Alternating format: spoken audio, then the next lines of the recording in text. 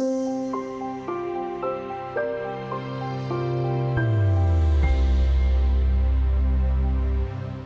now and again, investors get excited about a new technological innovation which appears to be groundbreaking. Driverless cars are a good example today.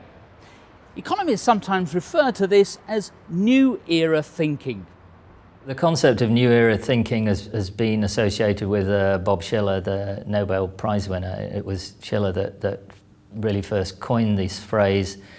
And it refers to the tendency of investors to get overexcited about new forms of technology when they roll along. And so this would have been true of railroads in the mid-19th century, would have been true of electricity and the internal combustion engine in the 1920s, and then later on at the end of the 20th century it was true about computer technology and internet-related technologies. When we think about internet companies, it tends to be firms like Amazon and eBay that come to mind. But those successful companies have been vastly outnumbered by firms that flopped. So the other belief of these new era thinking types of investors is that they can pick those winners. Well, maybe you're incredibly talented, or maybe you're incredibly lucky and you can, but probably what is closer to the truth is that as a group, these investors tend not to pick these winners, or they might pick them, but they also pick an awful lot of losers. There is certainly a huge payoff in terms of the benefits that these technologies can bring.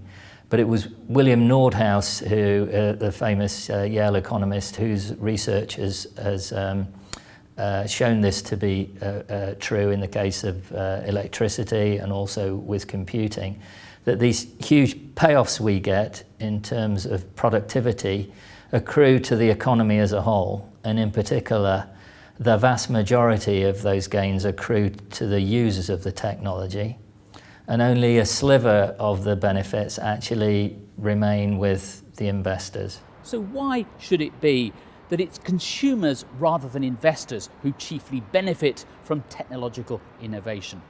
Well, one reason is that whenever a new technology emerges in a particular sector, there's generally a huge influx of new entrants.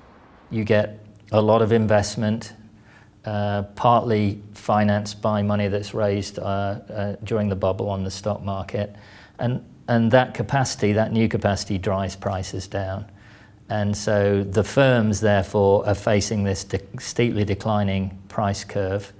And the gains that investors thought that these firms were going to be able to, that they were forecasting would be able to hold on to during the tech boom, turn out not to be the case usually. Driverless cars are an exciting technology, but as an investor, you should keep your enthusiasm in check. A much better policy is to diversify across all stocks. And yes, that includes the boring ones.